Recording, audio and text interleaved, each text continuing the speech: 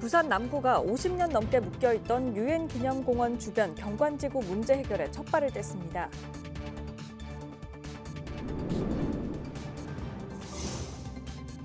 정부의 해양수산부 부산 이전 확정 소식에 부산 지역 전세시장과 신축 아파트 시장이 변화를 겪고 있습니다.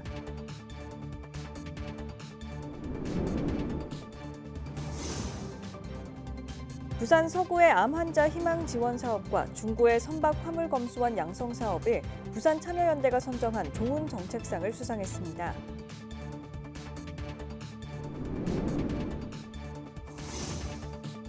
차량 사고가 잦은 사상구 신모라 사거리에 Y자형 육교와 휠체어 전용 도로가 개통됐습니다. 시민들의 보행 환경이 한층 나아졌습니다.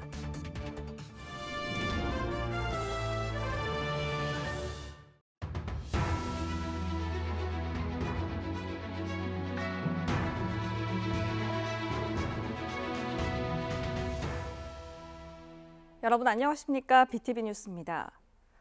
첫 소식입니다. 부산 남구가 50년 넘게 묶여있던 유엔 기념공원 주변 경관지구 문제 해결에 첫발을 뗐습니다. 제한 유엔 기념공원 국제관리위원회가 남구와 부산시의 관리 방안을 조건부로 승인하면서 지역 발전에 전기가 마련됐습니다. 보도에 박재한 기자입니다. 유엔 기념공원 일대입니다. 40년 넘은 노후주택들이 들어서 있고 사이사이 고물상 등이 자리 잡았습니다. 반세기 넘게 건축물 높이 제한이 이어지며 주민들의 개발 요구가 꾸준히 제기돼 왔습니다. 유엔 기념공원을 둘러싼 일대는 50년 넘게 아파트 4층 높이에 해당하는 12m의 고도 제한이 적용되었습니다. 현재 대연동과 용당동 일대 27만 4천여 제곱미터는 특화 경관지구로 지정돼 12m 이하 건축물만 지을 수 있습니다. 또 자연경관지구 11만 5천여 제곱미터는 15m 이하 건축물만 가능합니다. 50년 동안 이 부분이 경관지구로 인해 가지고 개발이나 이런 부분이 제한이 많아 가지고 지금 현재 그 주거 지역 자체가 낙후가 돼서 지금 약간 슬럼화됐다고 해야 되나 그런 식으로 방치되고 있는 상황입니다. 고물상이나 이런 부분도 많은 부분이 방치되고 있고 실제적으로는 주민들이 그로 인해 불편을 많이 겪고 있는 상황입니다. 유엔 기념공원 일대의 건축 규제가 2027년 무렵에는 아파트 8층에서 11층 높이 수준으로 완화될 전망입니다. 최근 제한 유엔 기념공원 국제관리위원회가 공원 일대 건축 규제 완화에 조건부 동의했기 때문입니다. 부산시와 남구는 유엔 기념공원의 존엄성을 지키면서 주거환경 개선과 지역경제 활성화를 함께 추진한다는 계획입니다. 내년에 남구에서 예산 확보를 해가지고 이 부분에 도시관리계획 변경, 지구단위계획 수립 용역을 추진하게 되면 이제 관련 교통 영향 평가라든가 이런 부분을 진행하게 되면 실제적으로는 시간이 한 1년 반에서 2년 정도 그렇게 예상을 하고 있습니다. 유엔 기념공원은 세계 유일의 유엔 공식 묘지로 한국 전쟁 당시 전사한 14개국 2,333명의 전사자가 안장돼 있습니다. BTV 뉴스 박찬입니다. 정부의 해양수산부 부산 이전 확정 소식에 부산 지역 전세시장과 신축 아파트 시장이 변화를 겪고 있습니다. 김윤정 기자의 보도입니다. 해양수산부 부산 이전 발표 이후 해수부 임시청사가 들어설 동구 일대입니다. 주변 아파트 전세와 매매 물량이 빠르게 소진되고 있습니다. 집을 구하려는 실수요자가 몰리면서 집주인들이 가격을 올려 내놓을 정도입니다. 인근 공인중개사무소 확인 결과 전세 가격이 1억 원 이상 뛰었습니다. 전세는 이제 물건이 없으니까 불어넣게 갑시다. 원래 3억 하던 게 지금 4억이 넘어가니까. 내려와도 사실 공무원들 좀 있는 사람인데 광안리나 해운대나 남구나 해운대로 가지. 해양수산부 부산 이전 발표 이후 부산 아파트 전세 물량은 4년 만에 최저 수준으로 줄었습니다. 실제 한국부동산원에 따르면 7월 이후 부산의 아파트 매매 거래량은 3년 만에 최고치를 기록했고 매매 가격도 3년 만에 보합세로 전환되는 등 반등 신호를 보이고 있습니다. 특히 아파트 매매 가격이 수영구와 해운대구는 상승 전환했습니다. 부산시는 집값 급등과 전세 풍기에 대응하고 시장 안정화를 위해 부동산 불법 행위 집중 점검에 착수했습니다.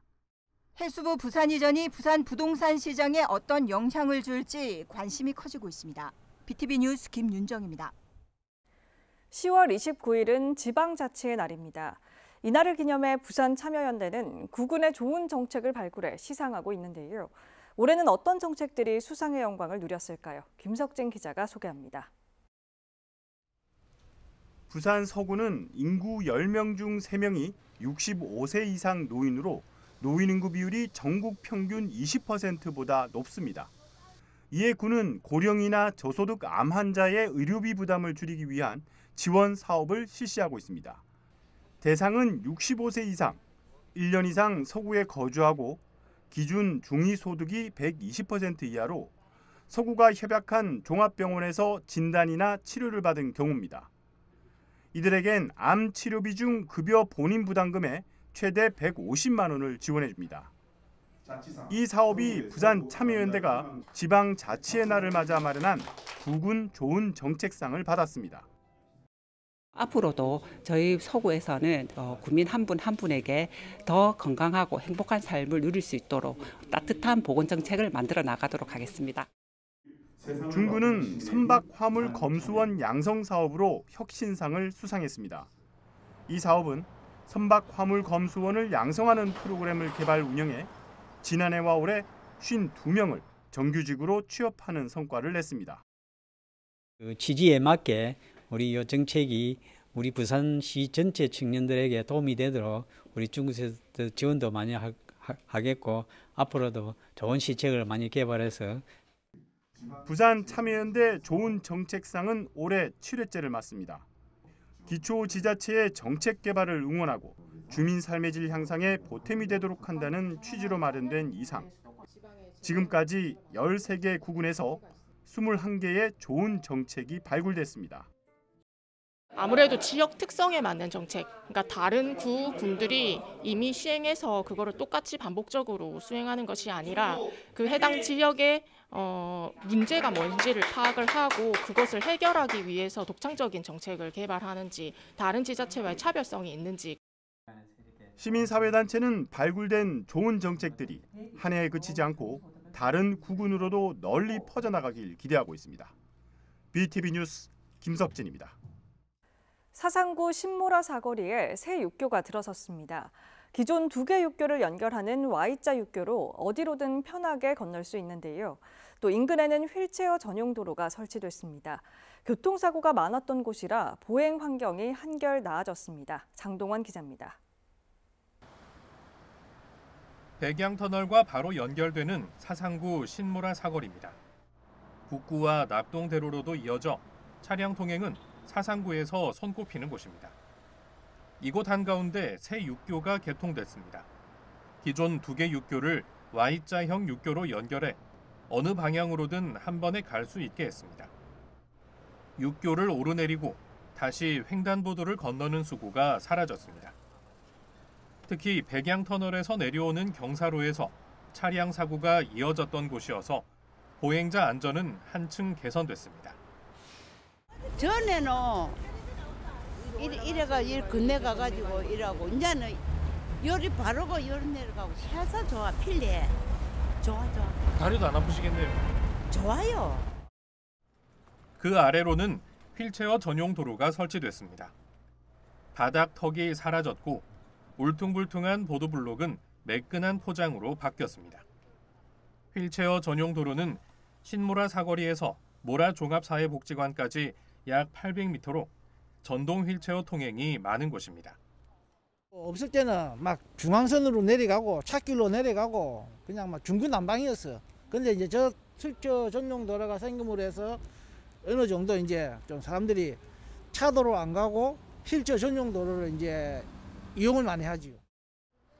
사상구는 Y자형 육교에 32억 원, 휠체어 전용 도로에 6억 원의 예산을 투입해 지난해부터 공사에 들어가 29일 준공식을 열었습니다. BTV 뉴스 장동원입니다.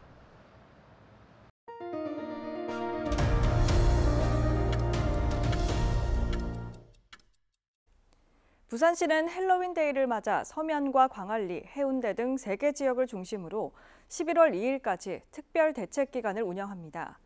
시는 인파 사고 방지 등 안전관리 강화를 위해 종합상황실을 설치해 운영하고 있으며 경찰, 소방 등 유관기관과 합동해 상황 관리도 진행하고 있습니다.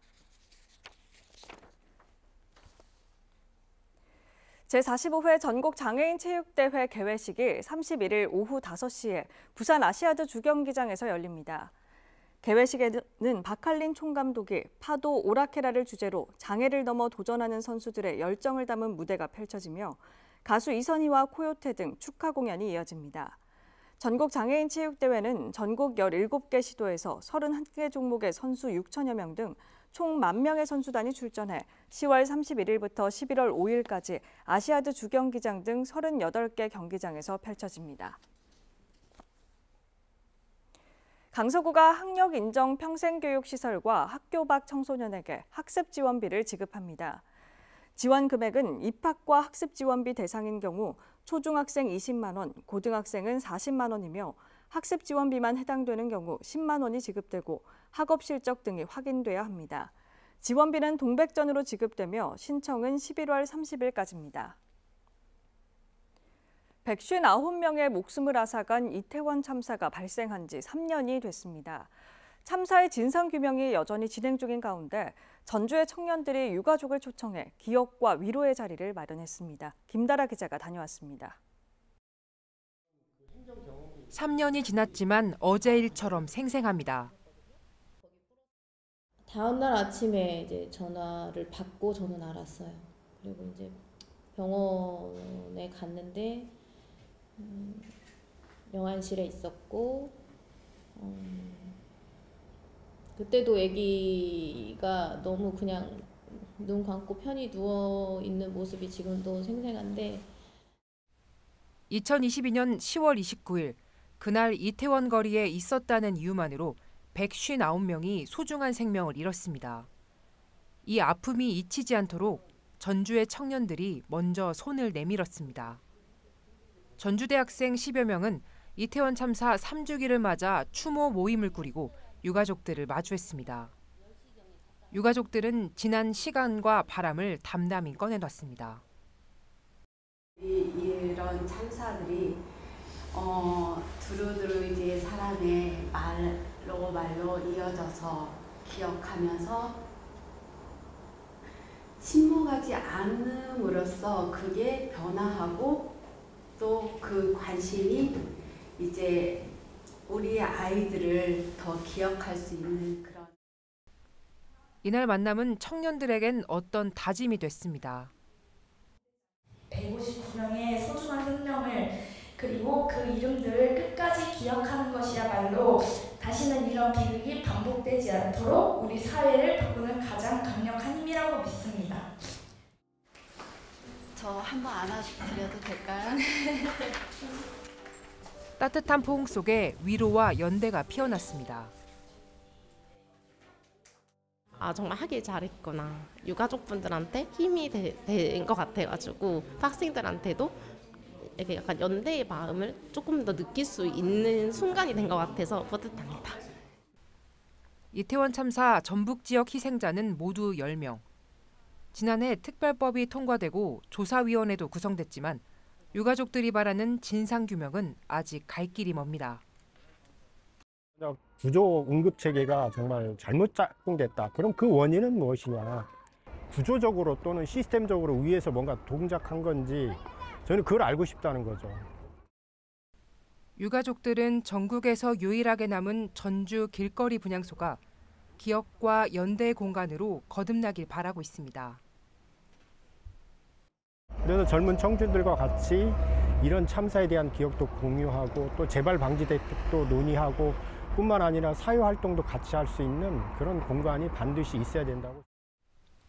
BTV 뉴스 김다라입니다. 강서구 명지국제신도시 2단계 지역에 첫 학교 설립이 확정됐습니다. 유치원과 초등학교, 중학교 한 곳씩인데요. 2단계 첫 입주가 시작되는 2029년에 맞춰 학교도 문을 연다는 계획입니다. 장동원 기자입니다. 부지조성공사가 한창인 강서구 명지국제신도시 2단계 현장입니다. 약 10,000세대, 26,000여 명이 생활할 규모로 계획돼 있습니다. 부산시 교육청과 김도읍 의원실은 27일 2단계 지역 첫 학교 설립 계획이 교육부 중앙투자심사를 통과했다고 밝혔습니다. 확정된 학교는 유치원과 초등학교, 중학교 한 곳씩입니다.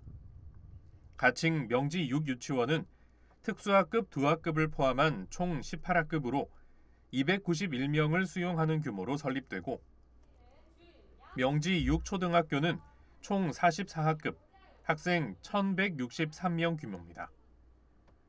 명지 4중학교는 총 25학급, 668명의 학생을 수용합니다. 세 학교 모두 내년 8월 설계에 들어가 2027년 7월 착공, 2028년 12월 준공한 뒤 이듬해 3월 문을 연다는 계획입니다.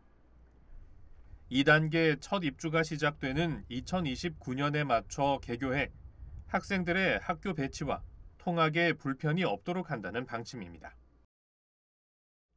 한편 내년 3월 부산 남구가 명지국제신도시 1단계 지역으로 완전 이전하고, 낙동 아트센터 인근에는 낙동 3중학교가 2027년 1월 준공을 목표로 지난달 공사에 들어갔습니다. BTV 뉴스 장동원입니다. 부산에도 단풍이 물들기 시작했습니다. 기온이 뚝 떨어지면서 쌀쌀한 가을 날씨가 이어지고 있는데요. 기장군 용소 웰빙공원을 시작으로 부산 곳곳이 가을빛으로 물들고 있습니다. 박재한 기자입니다. 붉은빛과 노란빛이 물든 산책길. 가을빛으로 물든 단풍나무 아래 시민들의 발걸음이 멈춥니다. 기장군 용소 웰빙공원에는 본격적인 단풍철을 맞아 나들이객들의 발길이 이어지고 있습니다. 날씨도 좋고 보니까 가을에 이제 시작했던 거 같고요. 보니까 날씨가 선선하고 밖에 나들이 하기 참 좋은 계절이고, 여기 보니까 지금 단풍 살살 뜨는데 참 이쁘네 보니까. 눈이 힐링되는 것 같아요. 다른 곳보다 여기는 단풍이 또 더 산세가 또 우거진 것 같아가지고 더 좋은 것 같아요. 오늘은 조금 기온이 떨어져갖고 딱 제한테는 좋은 것 같아요. 가을인 것 같아요. 오늘 가을이 느껴져요. 지난 주말부터 기온이 뚝 떨어지며 쌀쌀한 가을 날씨가 이어지고 있습니다. 부산의 28일 아침 최저 기온은 7.7도로 올 가을 들어 가장 낮은 기온을 기록했습니다. 기상청은 이번 주를 기점으로 부산 전역에서 단풍이 본격적으로 물들 것으로 내다봤습니다. 중국 북부지방에서 확장하는 대륙고기압의 영향으로 우리나라 북쪽에서 찬 공기가 남하하고 맑은 날씨로 인한 복사 냉각이 더해져 29일은 고기압권 내에서 아침 기온이 28일과 비슷하겠고, 바람도 약간 강하게 불어 체감 온도가 낮아져 춥겠으며, 이 밖에 금정산과 충렬사, UN 기념공원 등 부산 지역 단풍 명소에도 11월로 접어들며 단풍이 절정을 맞을 것으로 보입니다. BTV 뉴스 박재한입니다. 날씨는 갑자기 추워졌지만 부산의 가을바다는 축제로 물들고 있습니다. 송도해수욕장에선 고등어 축제가, 다대포에는 어항문화축제가 연이어 열립니다. 김석진 기자입니다. 올해로 16회째에 맞는 부산 고등어 축제가 31일부터 사흘간 송도해수욕장에서 펼쳐집니다. 이번 축제는 길놀이와 무형문화유산인 부산 고분돌이 건립 공연을 시작으로 축하 콘서트 등이 이어집니다. 특히 올해는 체험 참여 프로그램이 확대됩니다. 고등어 축제하면 몇 가지 킬링 컨텐츠들이 이제 저희들이 이제 항상 하고 있는데, 이제 그 중에 카약 타고 고등어 잡기, 그리고 맨손 고등어 잡기, 그리고 고등어 깜짝 경매 이런 부분들이 있습니다. 그래서 그 주민들이 가장 좋아하시고 관광객들에게 호응도 굉장히 많은 이제 고등어 깜짝 경매 횟수를 조금 늘렸고요. 그리고 전반적으로 이제 홍보 체험 부스라든가, 그리고 먹거리 장터, 그리고 수산물 직거래 장터, 그리고 플리마켓의 운영 시간을 조금 늘린 부분이 있고요. 각종 경연 대회도 풍성합니다. 송도 스트릿 댄스 대회와 고등어 슬리퍼 양궁 대회, 고등어 종이배 경주 대회 등입니다. 또 고등어를 주제로 한 전시관과 서구 관광 홍보관, 고향사랑 기부제 홍보관도 마련됩니다. 이 밖에도 수산물 직거래 장터와 플리마켓이 열리고 가족 단위 관광객을 위한 아트 퀴즈존과 포토박스도 운영합니다. 또 11월 1일에는 송도 오션파크 일원에서 희망교육 평생학습 축제가, 다음 날에는 푸짐한 경품도 주는 남항대교 걷기 대회가 열립니다. 한편 사하구 다대포 해수욕장 인근 다대포항에서는 오는 11월 7일과 8일 양일간 올해로 10회째 맞는 다대포 어항문화축제가 열립니다. 이번 축제는 후리소리 공연과 노래자랑대회, 수산물 깜짝 경매 등이 마련돼 다양한 볼거리와 먹거리, 즐길거리를 선사할 예정입니다. BTV 뉴스 김석진입니다. 세계 관광산업의 미래를 논의하는 글로벌 협력의 장 제1회 글로벌 도시관광 서밋이 부산에서 열리고 있습니다. 14개국 22개 도시 대표들이 모여 지속 가능한 관광의 방향을 모색했습니다. 김윤정 기자의 보도입니다. 세계 각국의 관광정책 관계자와 국제기구 인사 400여 명이 한자리에 모였습니다. 관광의 미래 부산에서 연결되다를 주제로 열린 글로벌 도시 관광 서밋은 급변하는 국제관광 환경 속에서 도시 간 협력과 혁신 방안을 찾기 위한 자리입니다. 첫날 개회식에서는 박형준 부산시장과 UN 세계관광기구 등 주요 인사들이 참여해 도시 간 상생과 협력을 강조했습니다. The Busan initiative, which will be announced tomorrow, will mark an important first step that represents our shared vision and commitment. 특히 22개국 시장들이 참여한 시장회담에서는 지속가능한 관광 발전을 위한 공동 선언문을 채택하며 도시 간 협력의 새로운 전기를 마련했습니다. 또 기조 세션과 특별 대담에서는 포용적이고 지속가능한 관광 비전을 논의했습니다. 이번 서밋은 29일까지 관광 비즈니스 상담회와 도시관광 로드쇼, 청년과 시민이 함께하는 토크쇼 등 다양한 프로그램으로 이어집니다. 부산시는 서밋을 매년 정례화하고 부산 글로벌 도시 위크와 글로벌 미식 포럼 등과 연계해 도시 간 상생 협력을 이어갈 예정입니다. 또 이번 행사를 계기로 부산이 국제 관광 정책과 비즈니스 교류를 선도하는 글로벌 관광 산업의 허브 도시로 한 발짝 다가섰습니다.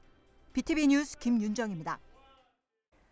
유엔 기념공원 일대에 50년간 묶여 있었던 고도 제한이 마침내 풀릴 조짐을 보이고 있습니다. 개발 기대와 역사 경관 보존의 균형 속에서 앞으로 진행될 지구 단위 계획과 구역별 규제 완화가 지역의 새 장을 여는 신호탄이 될지 관심이 집중되고 있습니다. 이상으로 BTV 뉴스를 마칩니다. 오늘 전해드린 소식은 유튜브 채널과 뉴스 홈페이지에서 다시 보실 수 있습니다. 시청자에게 힘이 되는 뉴스로 다시 찾아뵙겠습니다. 고맙습니다.